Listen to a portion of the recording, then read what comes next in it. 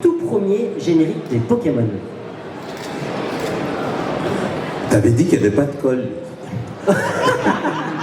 Et j'ai vu des interviews, tu sortais des dates à la minute près. Hein. J'étais encore jeune.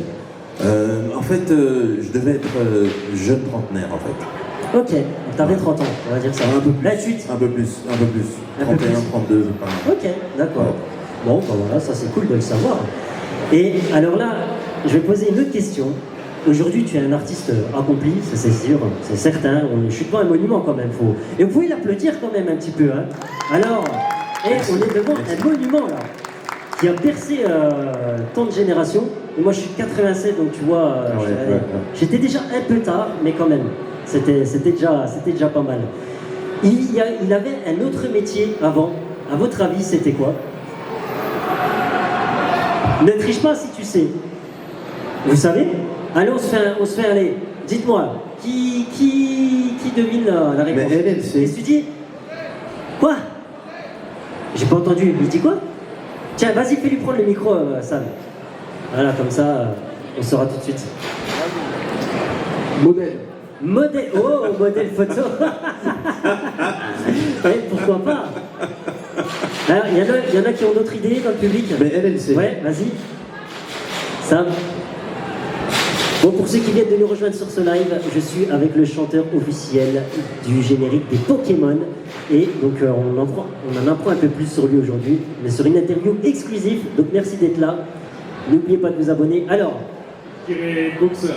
boxeur, et moi j'aurais dit coach sportif, franchement. Franchement, là, il y a du steak. Hein. Mais je crois qu'elle sait. Bon, il y en a qu'une qui le sait. Alors, vas-y. Coiffeur. Ok, coiffeur. Non. Hein? Livreur. Non, attends, je te colle une étiquette UPS. Non. Tu dis ça parce qu'il est black. Je plaisante. Je plaisante, bien entendu. Ben écoute, non, il était infirmier. Eh oui, les amis. Alors, est-ce que tu peux nous raconter un petit peu? Mais oui, j'étais infirmier. J'ai adoré apprendre ce métier, mais en fait, j'ai pas pu le faire, dans le sens où, une fois arrivé... Ce qui m'intéressait dans ce métier, c'était la prise en charge globale du patient. Donc autant le niveau psychologique que les soins physiques. Mais arrivé sur le terrain, c'était pas du tout ça en fait. On était tout seul, j'étais tout seul, j'avais 30 patients à faire. Je commençais à 7h et il fallait qu'à 10h, quand le médecin passe, j'ai fait toutes les toilettes, tous les pansements, etc., ce qui n'est pas possible. Et normalement, ce qui est prévu, c'est qu'on fasse une collecte des données. Donc, c'est-à-dire qu'on va voir le dossier du patient, on regarde un petit peu qui il est, on prend des notes, on connaît son historique, etc. Et surtout, on connaît son nom et son prénom. Et quand on a 30 patients à faire avant la venue du médecin, on n'a pas le temps de faire tout ça. Et donc, ça devient vraiment ça. Et du coup, à la place de dire monsieur Jean-Luc Bertrand, par exemple, on a l'appendicectomie ou la chambre 153.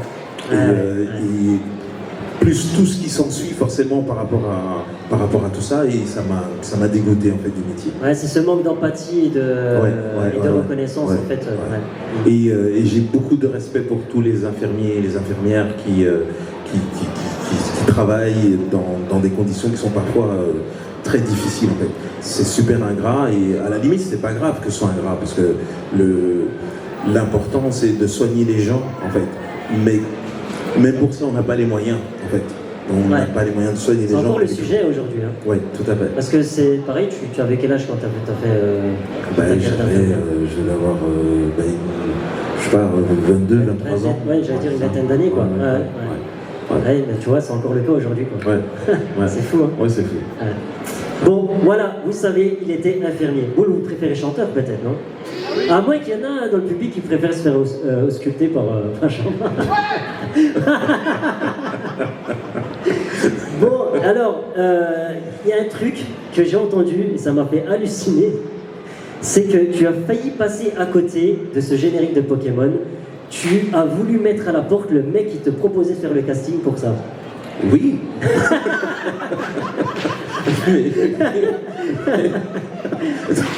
Oui, bon, en fait le truc c'est que j'avais vu, mais je travaillais dans un studio, je travaillais beaucoup dans un studio où je faisais déjà des génériques, et en fait, plutôt que d'être payé pour les génériques que je faisais, je recevais des crédits d'heures pour pouvoir faire mon album. Je travaillais sur mon album personnel, et donc je l'avais fait, etc.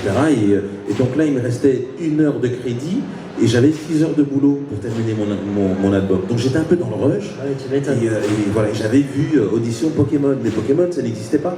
Donc on aurait pu mettre audition Chang Chang ou n'importe quoi, mais ça m'aurait pas intéressé non plus, parce qu'il fallait que je fasse mon album. Et donc du coup, j'étais dans mon album, une petite alcôve, et j'appuie sur un bouton, il y a une petite lumière rouge qui s'allume à l'extérieur, et donc les gens savent qu'en fait, il ne faut pas rentrer. Et en général, il n'y a personne qui rentre, sauf le patron, parce que c'est le patron. Et voilà. Et donc moi, je suis occupé à travailler, la porte, elle s'ouvre. Et je vois un gars qui arrive, et c'est pas le patron. Mais il est à l'aise, comme le patron en fait. Il est chez lui, voilà, il est... ouais, carrément, et donc je le vois, et je sens très bien, dans mon fort intérieur, que je ne peux pas lui dire « mais casse-toi, oh, je travaille ». Et donc, je lui dis « qu'est-ce que je peux faire pour vous ?» T'es pas comme ça, de toute façon. Mais non, c'est vrai aussi.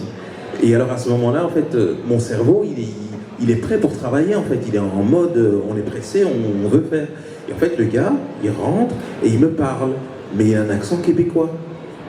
Ah ouais, okay. Mais oui, donc moi, mon cerveau... Je pensais à un accent japonais ou... Non, carrément, un accent québécois. Ok. Enfin, en même temps, ça aurait été japonais, ça aurait été un accent québécois? Non. Non. Et toi? Non. Dommage, j'aurais bien voulu, tu vois. Mais ouais, non, c'est cool. Et donc, en fait, je comprends pas ce qu'il me dit. Je comprends pas au début. Mon cerveau, il est pas en mode accent québécois, et donc je comprends rien. Et puis, finalement, je comprends qu'il est occupé à faire une audition, mais qu'il ne trouve pas. Et donc moi je connais les gens qui ont été, c'est des brutes épaisses en fait, c'est des super chanteurs. Et donc je lui dis, mais si tu n'as pas trouvé là, tu ne trouveras pas.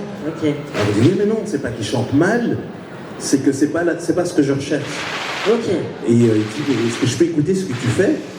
On ne sait jamais, etc. Par rapport à ton timbre de voix, c'est ça. Okay, c'est ça. Et donc je lui fais écouter le premier couplet, le refrain, et puis j'arrête, parce qu'après c'est de nouveau deuxième couplet, refrain, etc. Ouais. Donc j'arrête, puis il dit non, mais continue, comme ça j'entends jusqu'au bout. Je lui fais écouter jusqu'au bout, et tu sais, je vois l'horloge. Je vois l'horloge.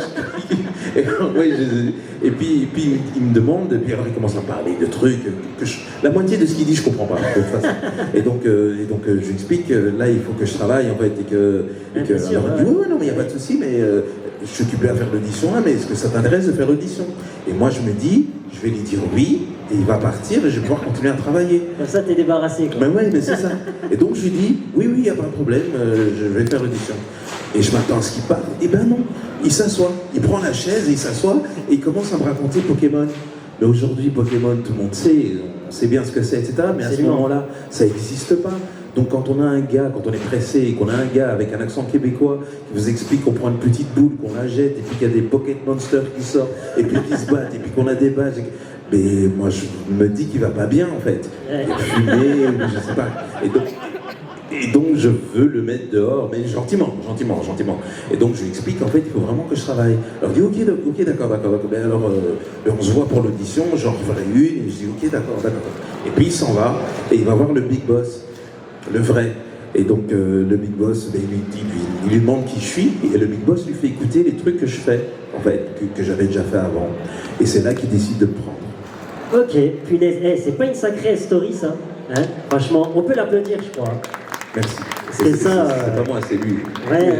Mais merci. Mais franchement, la classe. Justement, est-ce que les Japonais, ils ont déjà écouté ta version? Tu sais ou pas? Mais écoute, je n'ai eu aucun rapport avec les Japonais. Ok, rien du tout. Rien du tout. D'accord, ok. Donc ça s'est tout fait avec ce fameux mec là du Canada. Oui, c'est ça. En fait, il faut savoir aussi que, en fait, pour le reste du monde, on va dire, parce que les Japonais, ils ont leur générique en fait, bien sûr, qui n'a strictement rien à voir en fait. Okay. Et en fait, pour le reste du monde, ils ont commencé avec les États-Unis, et tout s'est fait aux États-Unis. En fait, l'original s'est fait aux États-Unis, et de là, c'est cette version-là qui a été prise pour le monde entier en fait. D'accord, ok. Et en fait, je ne sais pas si vous connaissez Julien Bordakov. Ouais. C'est lui qui a inventé, qui a traduit les noms des Pokémon dans la version française qu'on connaît aujourd'hui. Et justement, je me demandais si ce gars, tu l'avais consulté, notamment pour le Pokérap. Mais non, mais c'est ça qui est dommage. Il aurait fallu qu'il soit là le jour du Pokérap, en fait. Mais oui. Parce qu'en fait, le jour du Pokérap, on n'avait même pas eu les images. Ok. On ne savait même pas de quoi on parlait, en fait. On voyait juste des noms. Mais franchement, Loclas, je sais pas, ça n'avait strictement rien à voir, quoi. Et donc, du coup, ben, on a fait ce qu'on a pu, comme on pouvait, et puis on a mis l'énergie et c'est passé finalement. C'est passé, oui. Ok. Bon, ben ouais, c'était un truc que je me demandais si. Mais du coup, on s'est trompé. Ok. Parce qu'on était deux, hein. Il y avait Sam et il y avait moi. Ouais. Et en fait, il y a eu la fameuse polémique sur Roucoups. Voilà, parce que. Roucoups qui n'est pas Roucoups. Voilà, et donc mais nous on voit des noms. Bien sûr, ouais. Bizarres. Mais je ne le savais pas, moi, c'est mon ami Sam là, qui m'en a parlé. Et, il y a trop de Sam en fait. Ah, il y a beaucoup de Sam. C'est lui qui conduit, et qui ne boit pas. Mais Ah, oui, chez vous c'est Sam. Eh oui. C'est marrant. Non, chez nous c'est Bob. Ah ouais? Ouais, c'est Bob. Ah ouais, ok. Ah, tu la connais pas cette campagne de Sam, c'est celui qui conduit qui ne boit pas? Non? Non, chez Bob. Enfin, nous, c'est Bob en fait. Ah, ouais, c'est la même, mais avec Bob. Okay. Ouais. Vous le saviez, vous? Non? Ok. Bon, comme quoi. Alors, justement, j'allais te demander si tu avais déjà rencontré le créateur des Pokémon, mais finalement, si tu me dis qu'il n'y avait vraiment aucun lien avec le Japon, après, peut-être dans une autre vie. Non, mais en fait, je dois aller au Japon, mais de toute façon, je ne le verrai plus, évidemment. Ouais, oui, bah oui. Ok. Malheureusement, il y a son âme. Bon, ensuite, j'avais une autre question. Est-ce que, justement, tu as déjà participé à la composition d'un des génériques des Pokémon? Te dire, ben voilà, ça j'aime bien cette vibe, j'aimerais bien qu'on la fasse comme ça, etc. Ou c'est vraiment figé, tu interprètes et c'est tout?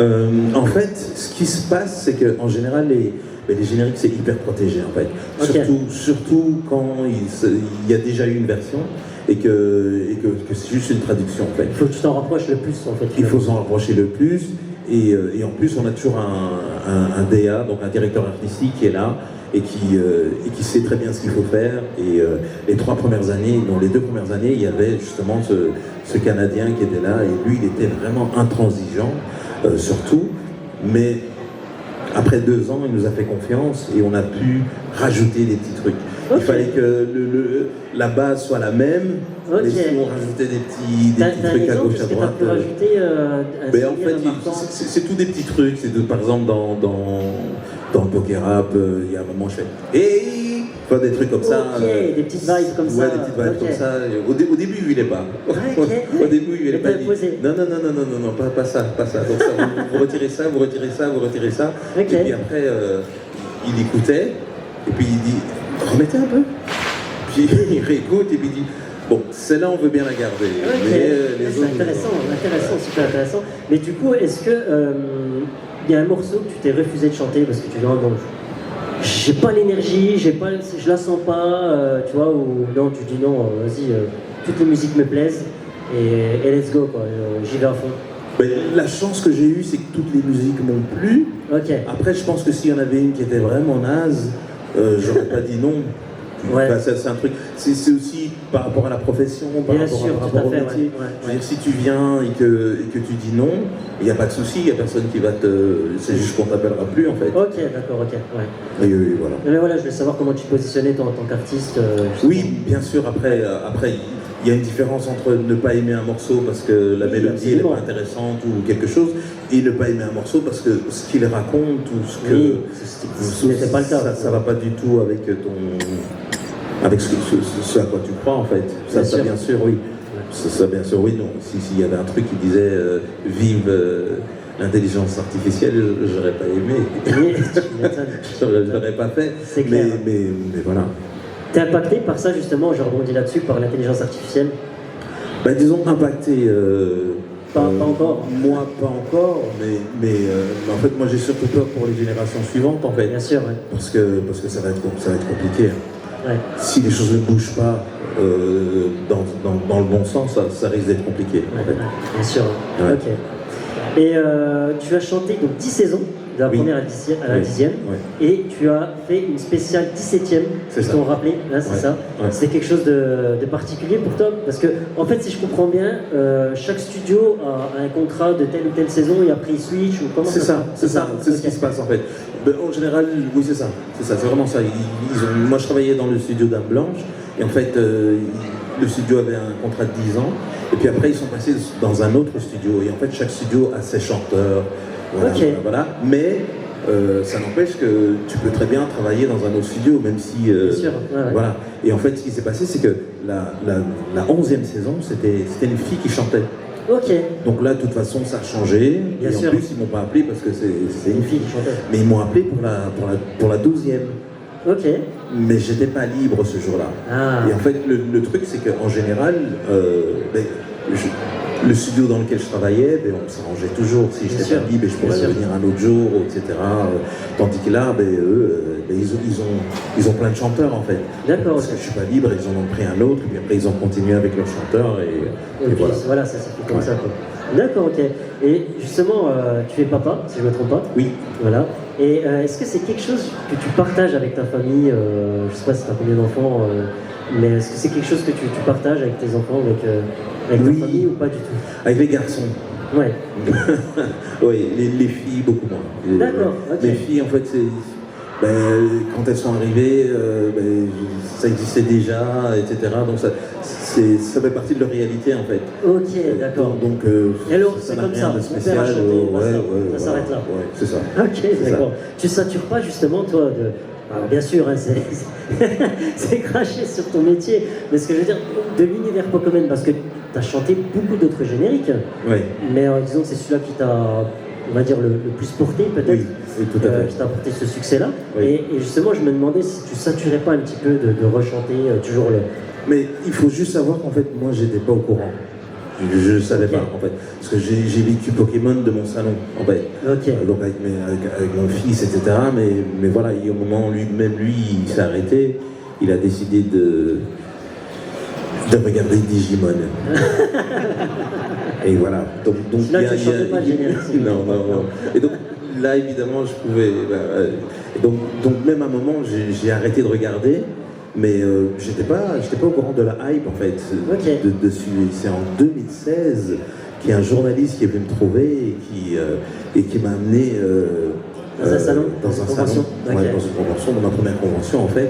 Et donc en fait, Ah, c'est pas si vieux, 2016. non, c'est tout nouveau en fait. Ok. Et donc du coup, non, je n'en ai Non. pas assez, donc du tout, au contraire. Ok.